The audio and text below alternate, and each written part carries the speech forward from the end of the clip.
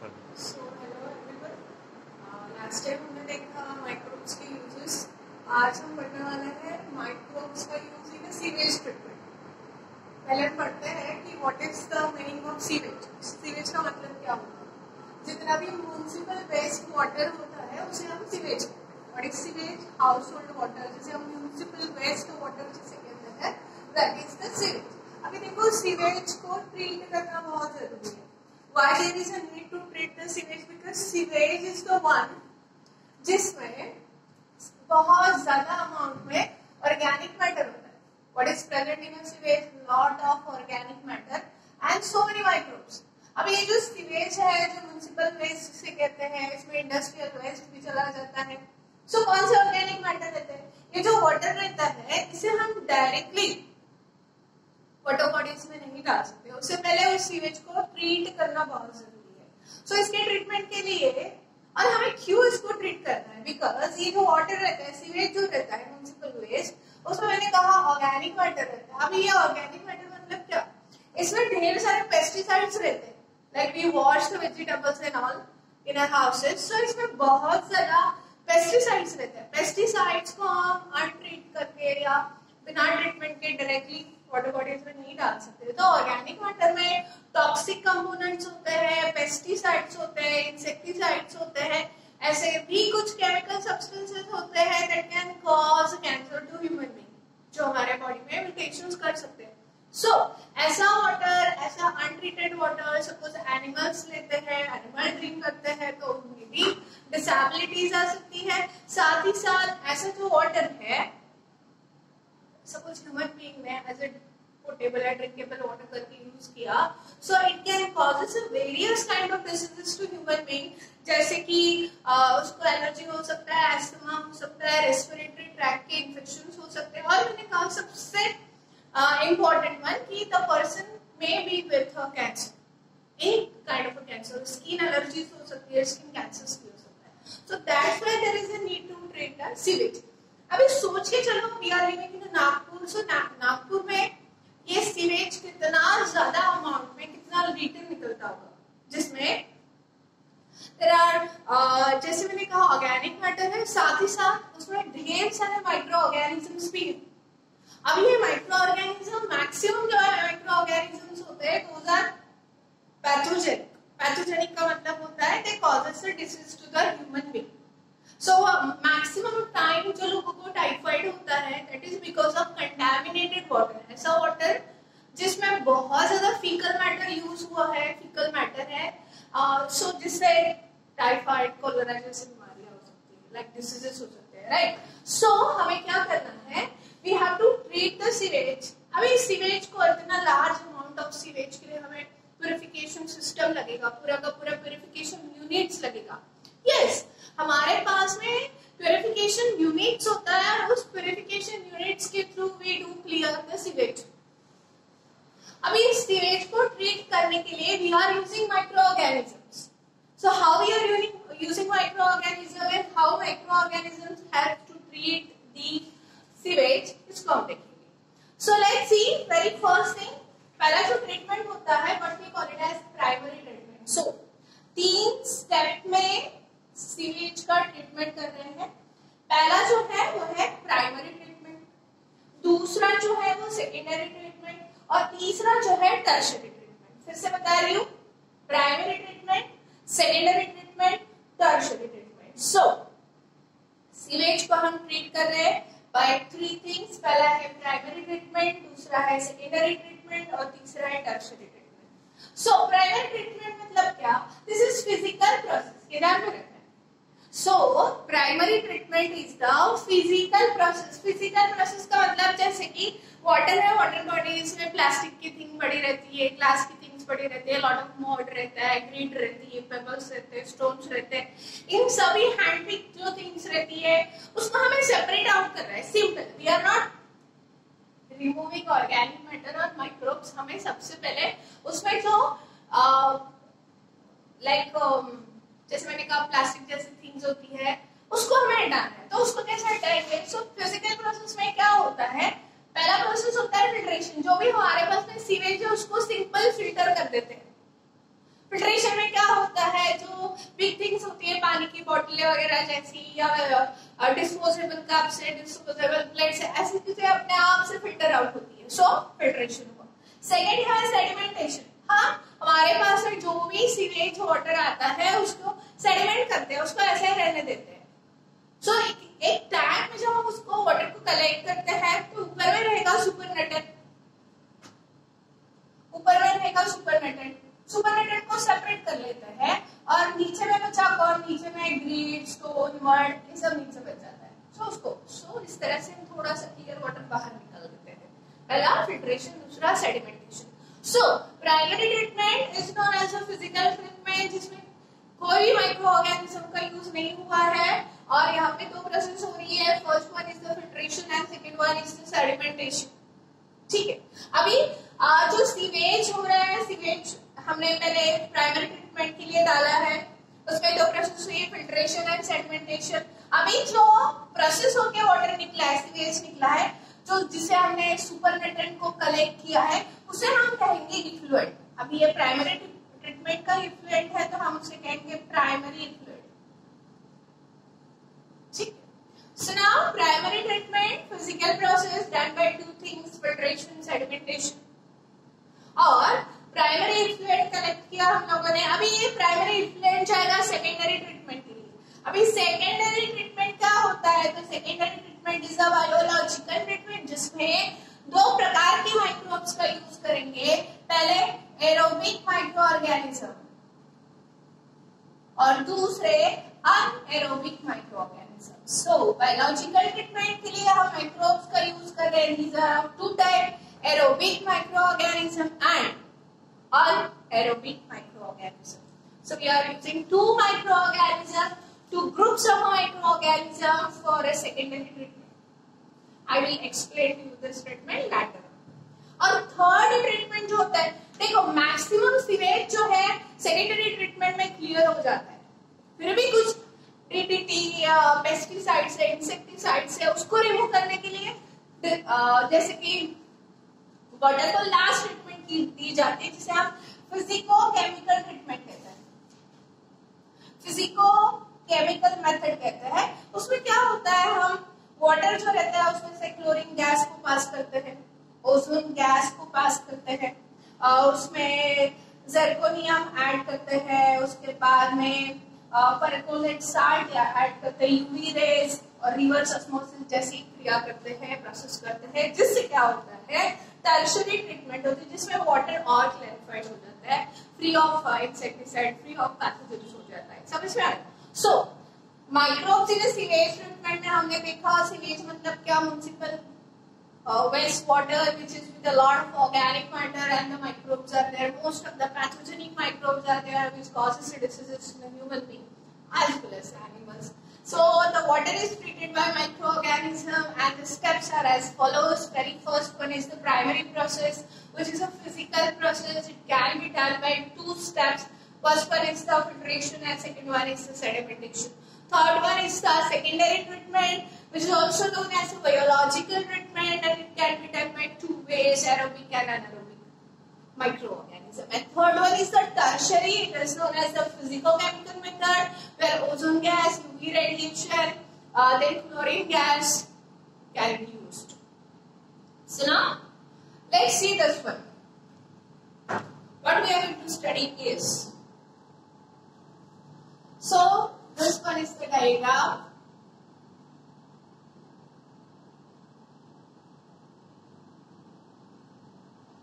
Of water purification tank.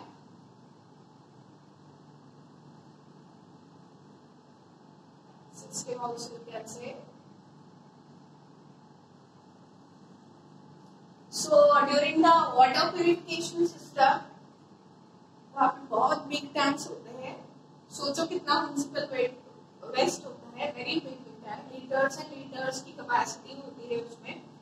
सो पहला वाला tank, अभी देखो यहाँ पे पहला टैंक दिख रहा है फर्स्ट, उसके बाद में सेकेंड दिख रहा है आपको, सेकेंड के बाद में यहाँ पे थर्ड दिख रहा है, और थर्ड के बाद में यहाँ पे फोर्थ टैंक भी देख सकते हो. So there are this kind of tanks are there. So आपको तो पता है पहला प्रोसेस कौन सा है, पहला प्रोसेस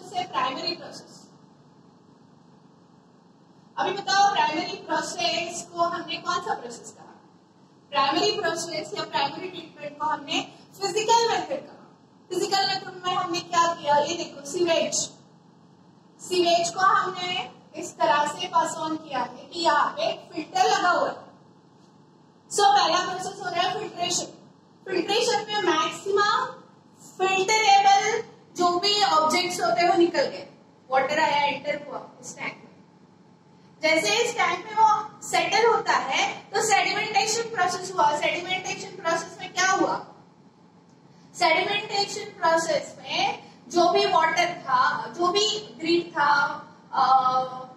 सॉइल थी, वो सब चीजें यहाँ पे सेटल आउट होने लगी और ऊपर का वाटर थोड़ा सा क्लियर। सो इस तरह से फिजिकल ट्रीटमेंट हुआ ना। अभी देखने जा रहे हैं इसका सेकेंडरी ट्रीटमेंट। सेकेंडरी ट्रीटमेंट को समझना जरूरी है। It is now the secondary treatment. अभी सेकेंडरी ट्रीटमेंट को मैंने कहा बायोलॉजिकल प्रोसेस, और इस बायोलॉजिकल प्रोसेस को हमने दो ग्रुप्स में ऐड किया है, aerobic as well as anaerobic.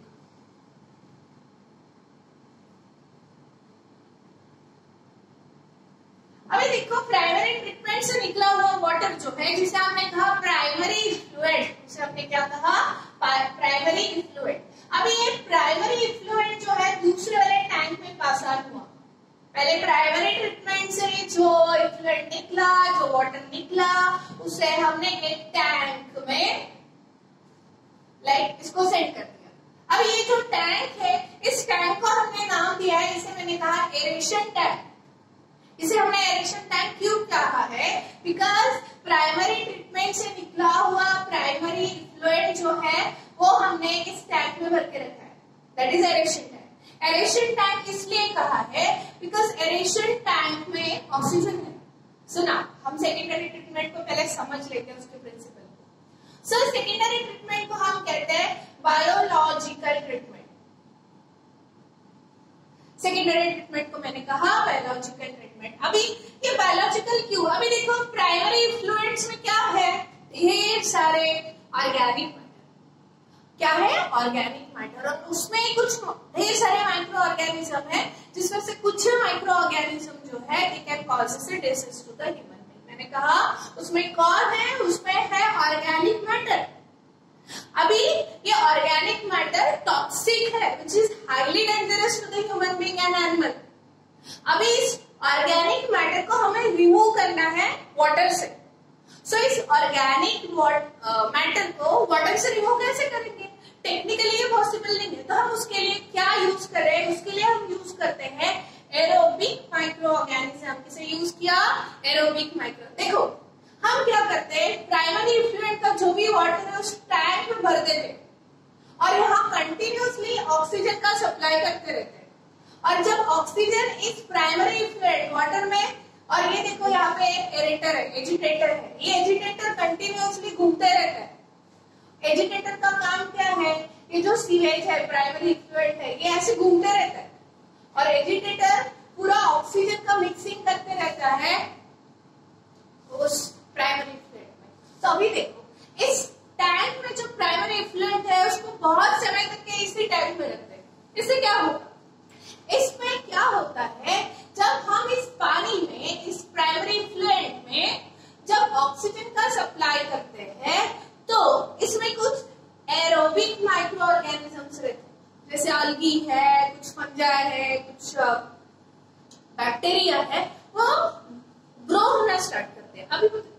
अभी what is a very important thing is, जब भी ये माइक्रो ऑर्गेनिज्म ग्रो करते हैं, इसमें जो ऑर्गेनिक मैटर पड़ा होता है उस ऑर्गेनिक मैटर को वो डाइजेस्ट करना स्टार्ट कर देते हैं। सुना, अभी इस टैंक में जो अनएरोबिक माइक्रो ऑर्गेनिजम्स होते हैं, सॉरी एरोबिक माइक्रो ऑर्गेनिजम्स होते हैं, they started degrading organic matter.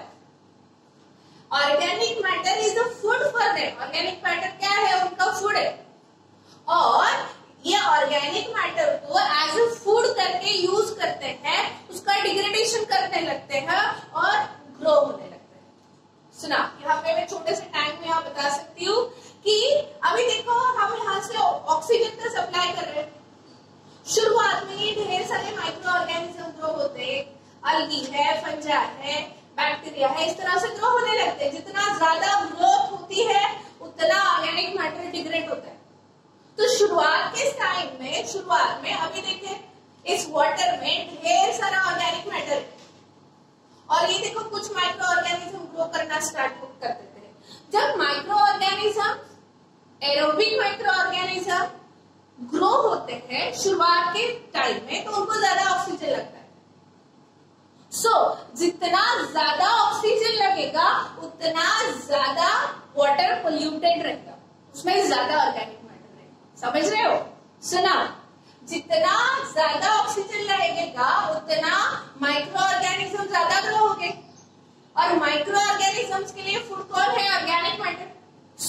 जितने फास्ट माइक्रो ऑर्गेनिज्म ग्रो होंगे उतना ऑर्गेनिक मैटर ज्यादा डिग्रेड होने लगेगा और उतना ही ऑक्सीजन ज्यादा लगेगा।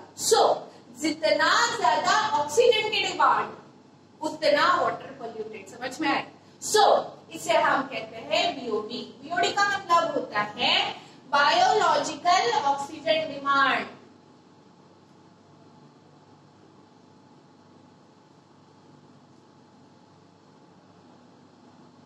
Biological oxygen demand. सुना, ये प्राइमरी इफेक्ट है टैंक में बहुत ज्यादा ऑर्गेनिक मैटर है। ऑर्गेनिक मैटर को एरोबिक माइक्रो ऑर्गेनिज्म जैसे कि fungi, bacteria, algae, they are using it as a food. जितना ऑर्गेनिक मैटर रहेगा उतना उसका डिग्रेडेशन ज्यादा होगा, उतना उनके ग्रोथ के लिए ऑक्सीजन ज्यादा लगेगा और वाटर बहुत पोल्यूटेड है। और धीरे धीरे इस प्राइमरी इफ्लुएंट में का ऑर्गेनिक मैटर खत्म हो जाएगा, उतने माइक्रो ऑर्गेनिज्म की ग्रोथ कम होती जाएगी, उतना ऑक्सीजन कम होते जाएगा। मतलब बीओडी इज मोर, जब biological oxygen demand is more, water is highly polluted. When biological oxygen demand is less, that means water is less polluted. That is a sign of BOD. BOD ज्यादा मतलब water highly polluted. BOD कम मतलब water is less polluted. So हमने क्या देखा?